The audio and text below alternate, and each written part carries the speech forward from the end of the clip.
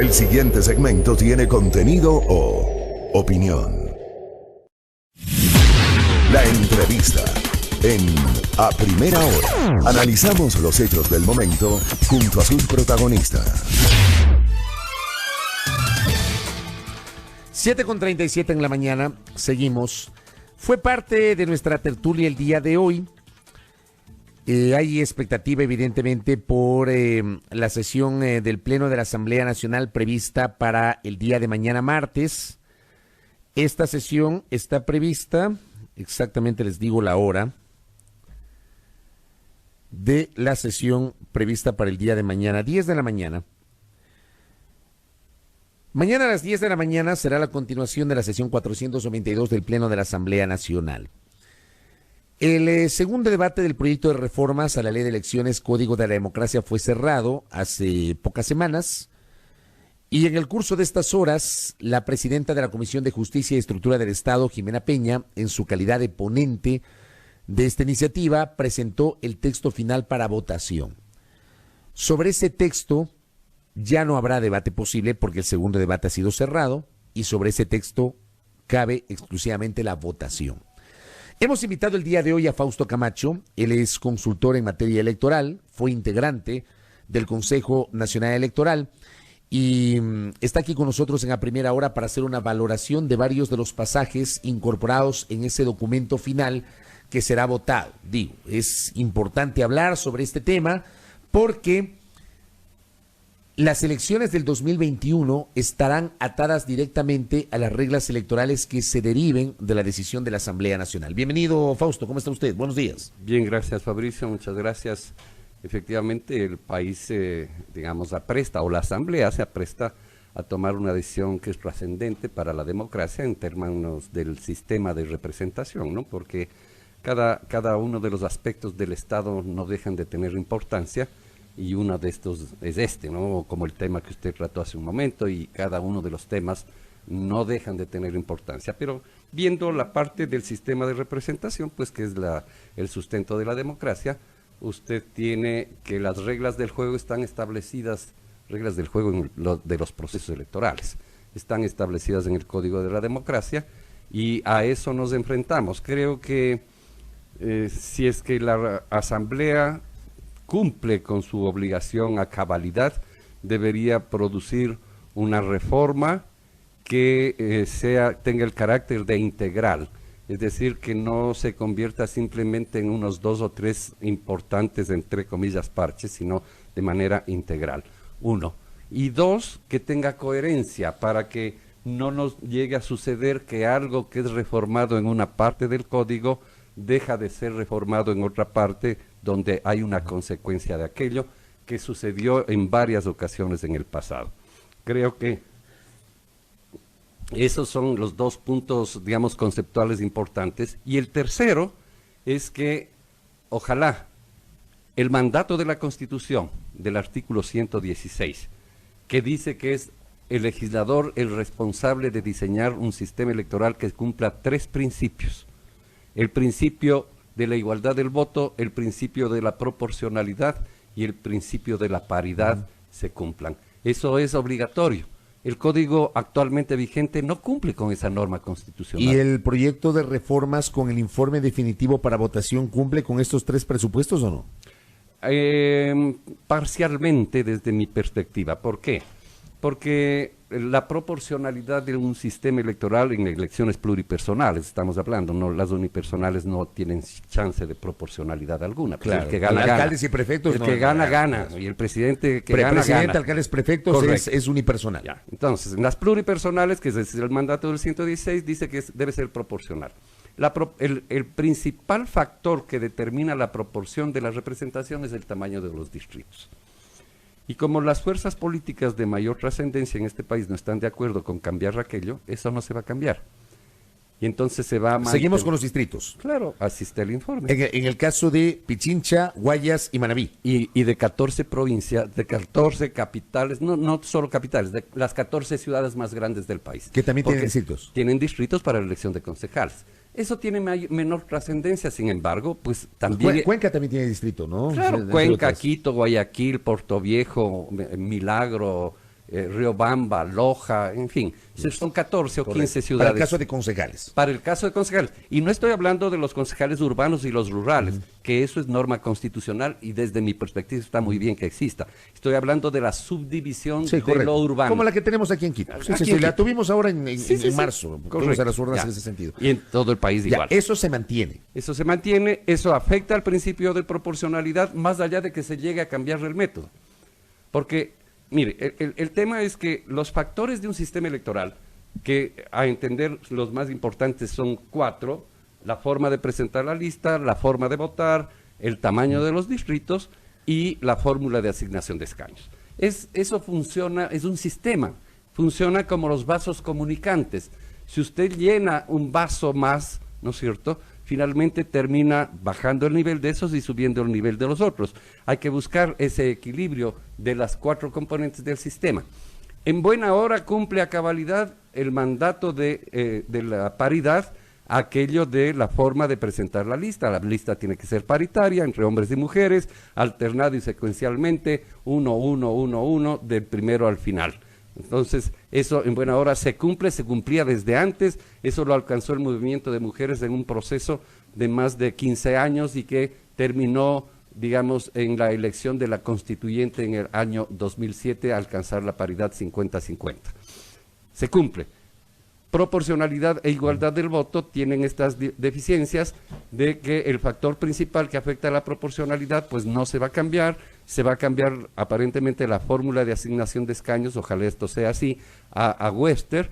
Si no se cambió el tamaño de los distritos, debieron pensar en una fórmula de asignación de escaños más proporcional aún. Más que Webster. Claro, como es la fórmula proporcional, la que se aplicó en la elección de la constituyente, porque aquí en este país tenemos la suerte, o mala suerte, no sé qué sea, aplicar un montón de métodos. De haber aplicado durante los últimos 30 años de las elecciones, pues creo que 7 u 8 métodos. Claro, desde cocientes y residuos, patando por Webster, por Jare, por Dejón, por Webster modificado, por Imperial y... Correcto. Y estoy hablando de memoria. Te la sabes de memoria, está bien.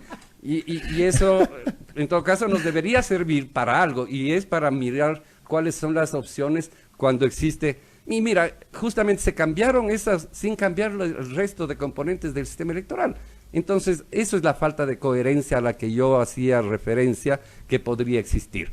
Y si es que se va a la lista cerrada, ¿no es cierto?, que era lo que estaba inicialmente en el informe de borrador para votación, ¿no es cierto?, estaríamos cumpliendo con el principio de la igualdad del voto.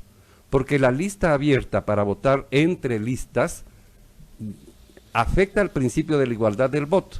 Porque si Fabricio, para asambleístas que tiene 5 opciones, y yo que tengo las mismas 5 opciones, digamos, votamos de manera distinta, pero yo hago uso solamente de 2 de mis opciones, el voto tuyo, Fabricio, termina valiendo más que el mío. Entonces, afecta a un principio universal de la igualdad del voto en elecciones y afecta a otro hecho que es una consecuencia que hoy le estamos viviendo.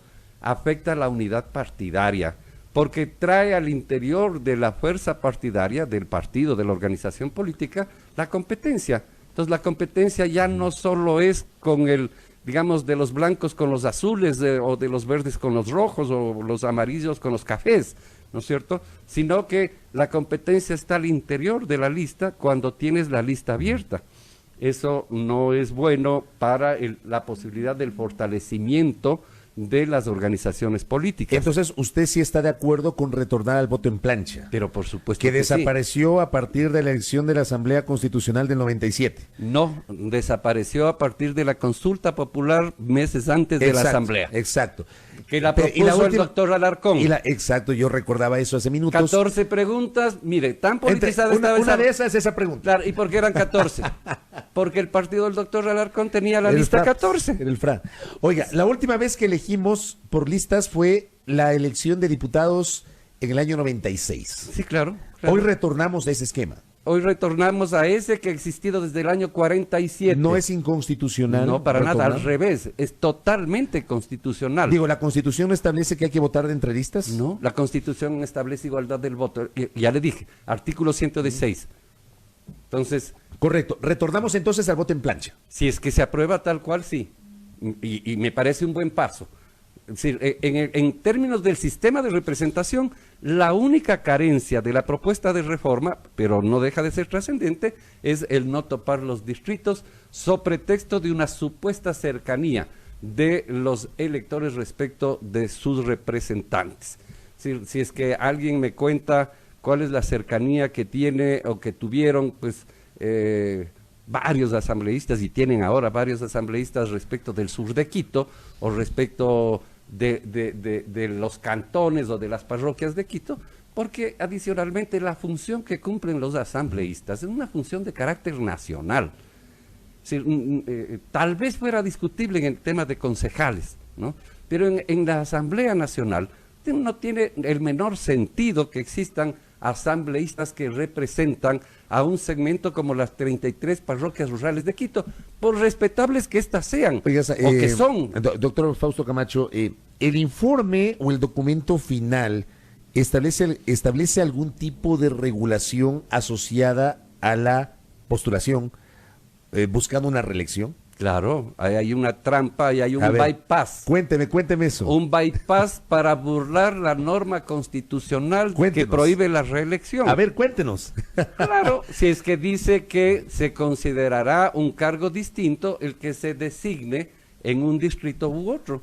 Entonces, si usted es asambleísta por Pichincha, por el distrito sur, usted puede ser 2 veces por el distrito sur, 2 por el norte, 2 por el centro y 2 por las parroquias. Le voy a poner otro caso que lo puse en el comentario antes de iniciar la ronda de entrevistas del día de hoy.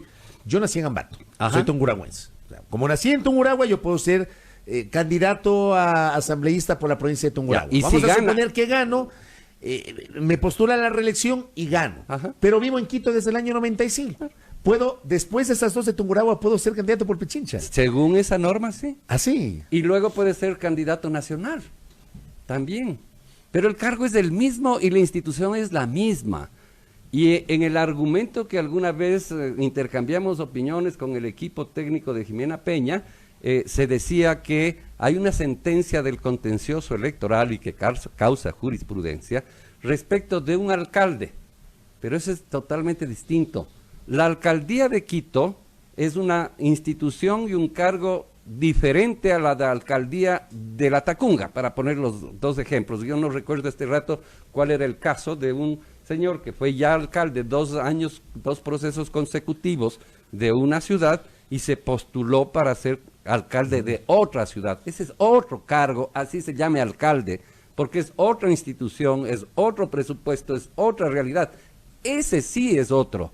Pero los asambleístas no. Los asambleístas se pertenecen a la misma institución, tienen las mismas funciones, y entonces lo que están haciendo es creando un bypass, ¿no es cierto?, a la prohibición constitucional de la reelección consecutiva más allá de 2 veces en cualquier cargo. Y que la Corte Constitucional, la vieja Corte Constitucional, primero dio el aval para que el señor Correa reformara aquello y después echó abajo su propio dictamen y echó abajo aquello que el pueblo ecuatoriano también lo ratificó, echar abajo aquella reforma propuesta por Correa, ¿no es cierto?, para abrir la posibilidad de la reelección consecutiva indefinida en consulta popular del 4 de febrero, y esas prohibiciones hechas por el pueblo ecuatoriano están pretendiendo ser burladas ahora, una vez más, a través de reformar la ley. Este bypass que usted está señalando en esta mañana sería inconstitucional. Pero por supuesto, y habría que demandar la inconstitucionalidad inmediata. Y ya lo han advertido al interior de la propia Comisión de Justicias. Y vaya usted a ver los sui generis. ¿Quién es la persona que pone la alerta en la Comisión de Justicia? Henry Cucalón. En buena hora que haya asambleístas como él, en este caso, que está diciendo, no, lo que ustedes están haciendo no es correcto. ¿Usted no cree que a partir de esto se debería generar un debate en serio, pero en serio, más allá de las pasiones políticas, un debate en serio sobre el concepto de la reelección? Quiero, por supuesto que sí. ¿Usted cree en la reelección, doctor Camacho, o no? Yo creo que hay un exceso en la norma constitucional respecto de la prohibición de la reelección en los cargos para los justamente de las elecciones pluripersonales. Creo que ahí no debería haber el ahí creo que vamos a coincidir, porque yo he dicho a lo largo del tiempo, y lo vengo diciendo desde el año 2015, sobre todo para los nuevos oyentes y televidentes, yo en lo personal, y esto lo dije públicamente, yo nunca estuve de acuerdo con la postulación indefinida para autoridades ejecutivas. Correcto. Presidente de la República, alcaldes y prefectos. Pero sí para legislativas, concejales y legisladores. ¿Por qué? Porque hay, digamos, todo un bagaje de experiencia que se puede aplicar en la construcción de leyes. Hay un proceso de aprendizaje. Yo estoy de acuerdo en eso. Que no se lo puede echar por la borda. Y porque además, luego de lo ocurrido en el año 97, tras la caída de Bucarán, se aplicaron en la Constitución de Sangolquí una serie de candados para que los legislativos, o sea, concejales y diputados, luego asambleístas, manejen recursos públicos, que sí los manejan las autoridades ejecutivas. Claro. Yo al menos, esto que le estoy diciendo, yo lo he hecho públicamente. Creo que ahí coincidimos en eso. Sí creo que hay que revisar, pues. Pero hay que revisar la Constitución. No hay que revisar la ley. Pero creo que a partir de un debate en serio. Porque pero por supuesto, el debate desde el año 2014 ha estado muy vinculado a las pasiones del momento. No solo a las pasiones, sino al objetivo político del señor Correa de poder ser él el que quería reelegirse.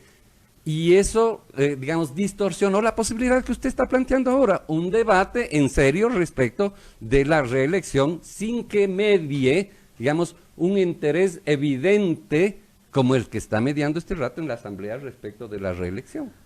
Porque mire, los votos van a existir para aquello, supongo yo, en la medida que hay muchos interesados en la propia Asamblea para poder o postularse esta vez a la reelección y dejar abierta una tercera posibilidad, o los que ya estando ahora 2 veces quieren la posibilidad de postularse una tercera. ¿A usted qué le parece esa comparación que se suele hacer, a propósito de un mensaje que además recibo, esa comparación que se hace con los regímenes parlamentarios europeos? Y se cita el caso de Angela Merkel, que es la canciller alemana, y que ha estado N cantidad de tiempo en ese cargo. Sí, pero no es electa canciller por el voto popular, pues. Es electa en el sistema parlamentario por el Parlamento.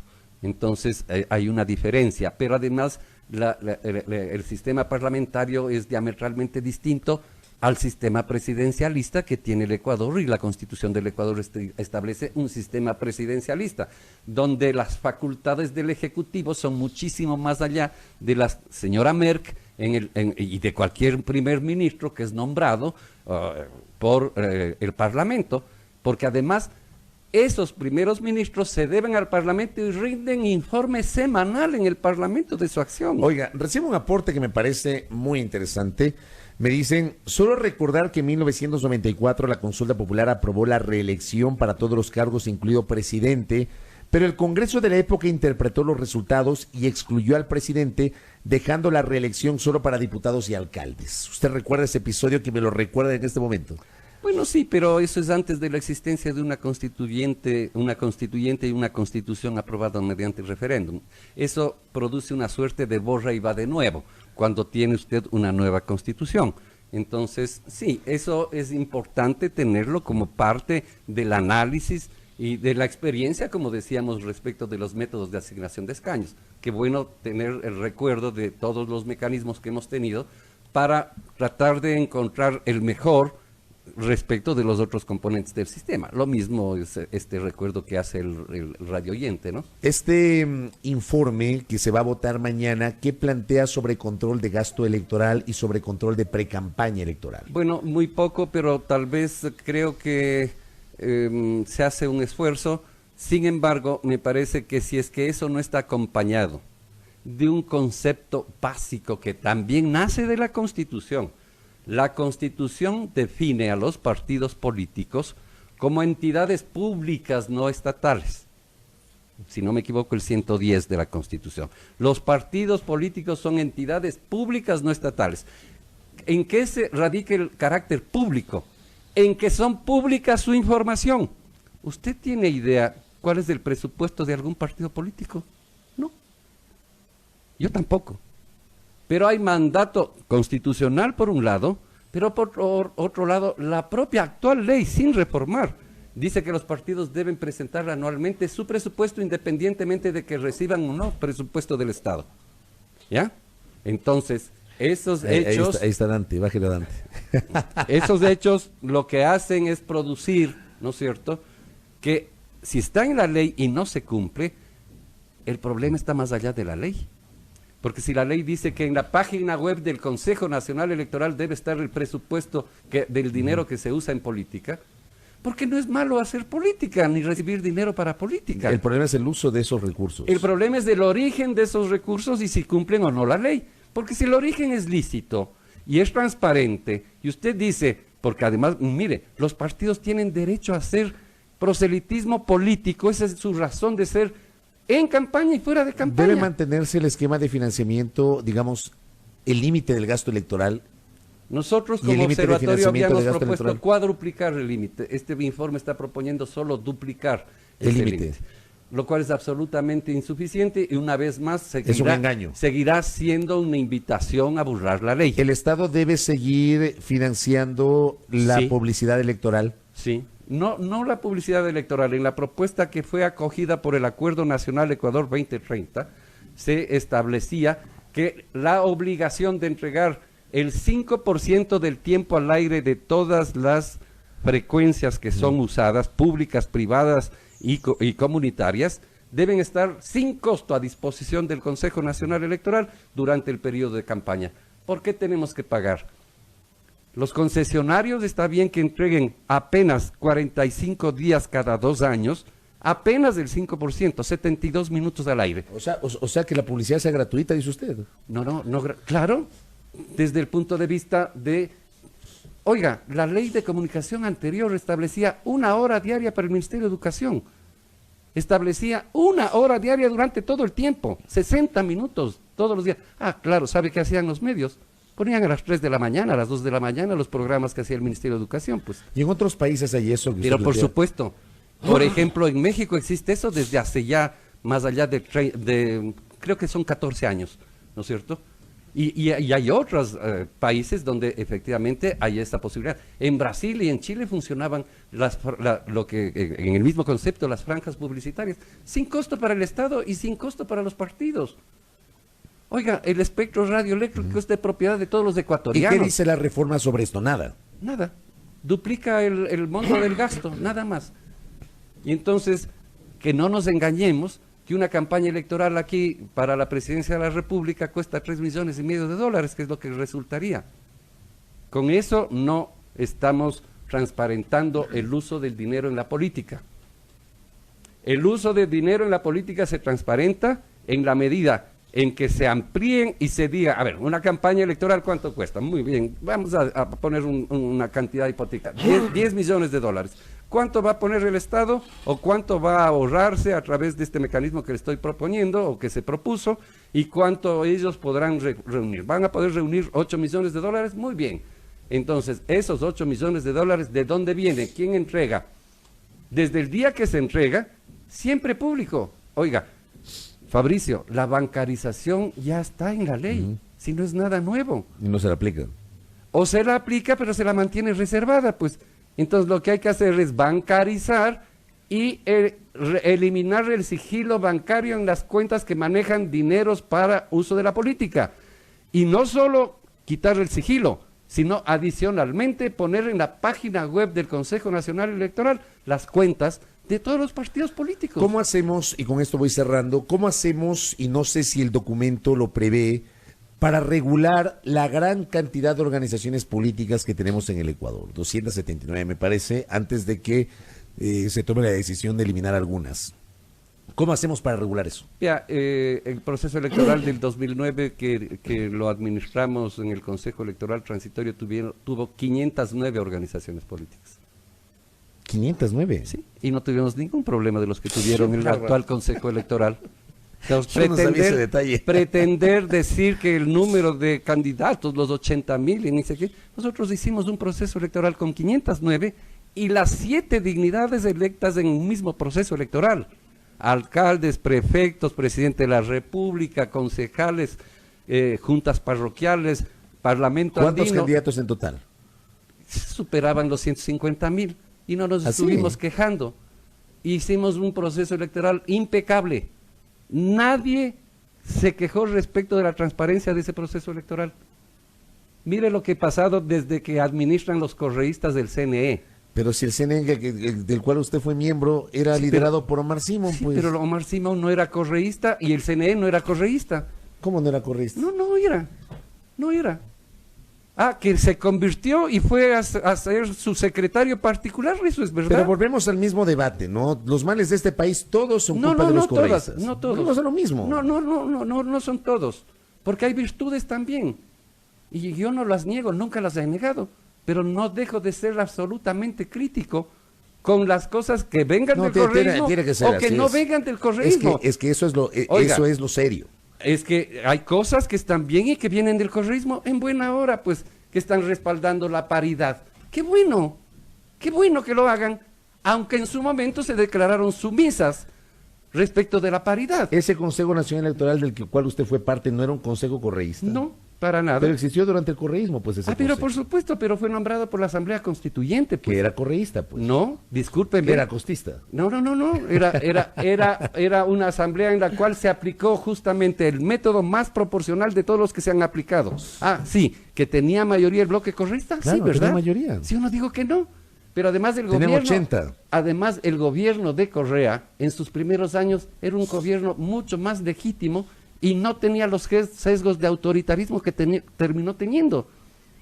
Porque las cosas no son estáticas. El gobierno de Correa y Correa en particular, este es mi particular punto de vista, sufren un proceso de metamorfosis. Y esa metamorfosis va de bien a mal, por así decirlo, ¿no es cierto? Y se agudizan elementos de la propia personalidad de Correa respecto, por ejemplo, del autoritarismo, que no existía al comienzo. Oiga, si Correa tenía un gobierno absolutamente legítimo, que el 80% de los ecuatorianos votaron por la Constitución, pues, y él ganó la primera vuelta justamente en el año 2009. ¿Y la forma como ganó en 2013? ¿Ah? En 2013 saca 57%, pues. Pero por supuesto, si yo no digo que no, pero ya ahí el Estado era candidato, pues en el 2009 el Estado no era candidato. Y eso le quita legitimidad Pero a la por victoria supuesto. de Correa del 2013. Pero por supuesto. Pero en 2009 porque- también el Estado era candidato. No, discúlpeme, dígame en dónde. Nosotros, No le pregunto. no era. Nosotros mandamos, por ejemplo, a retirar todas las vallas que hacían referencia al 30S y que alababan a Correa porque decían, sí, te respaldamos, presidente. Claro, los mandamos a quitar. Ah, no, eso era para la elección del 2011 Claro. de la consulta popular. Pero en el 2009 ni siquiera había ese elemento. ¿Ya?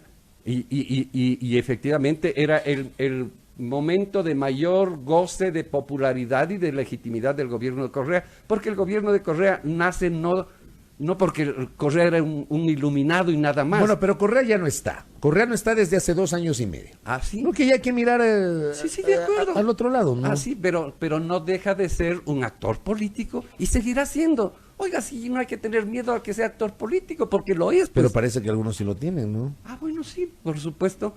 ¿Ya? Y entonces esa condición hace que tomen decisiones desde mi perspectiva equivocadas. Pero bueno, ese es parte del debate de la democracia. pues. Es parte de... Fausto, gracias por el tiempo. Vamos a ver qué finalmente sale como producto del debate legislativo. Está cerrado el debate, ya no hay chance de Lo nuevo único que debate. podría suceder, Fabricio, es que si es que no existe la construcción de una mayoría para que apruebe, Voten por partes. uno, y dos, la otra opción, y que ojalá así sea, es que en la construcción de esas mayorías pueda cambiarse algo en la propuesta de la moción para votación de Jimena Peña. El tema- que es a lo que todavía, eso sí puede pasar. Claro, Eso sí puede a lo ser. que todavía aspiro que suceda, por ejemplo, En el en tema el de la tema de religión. transparencia. No, a mí me preocupa mucho más el tema de la De transparencia acuerdo. del proceso electoral. La transparencia en la transmisión de resultados. Vea lo que pasó en Bolivia. Vea lo que aquí nos pasó en el 17 y en el 19. No solo es ahora y después, digamos. O sea, no solo es en el 17 con Pozo. Y en el 19 con la señora Tamaín nos vuelve a pasar lo mismo. Y pasó lo mismo en la consulta popular de febrero del 18. Entonces, algo está mal en la ley, pues hay que corregir aquello. Y lo que acaba de pasar en Bolivia es monstruosamente complicado. ¿Por qué? Por pretender transmitir rápido los resultados y no hacer un proceso de escrutinio serio, oficial, con presencia de audiencia pública, como siempre fue en el pasado. ¿Y la transmisión hay que hacer? Claro que hay que hacer, pero no tiene valor jurídico, pues. El único que debe tener valor jurídico es el resultado que se hace en audiencia pública con los delegados de los partidos políticos. Correcto. Ahí está para el debate público. Mañana 10 horas, el Pleno de la Asamblea Nacional deberá votar el proyecto de reformas al Código de Democracia. Gracias a Fausto Camacho por el tiempo, muy gentil. Siempre un gusto estar acá, Fabricio. Ex integrante del Consejo Nacional Electoral, experto consultor en esta materia. 8 de la mañana con 6 minutos.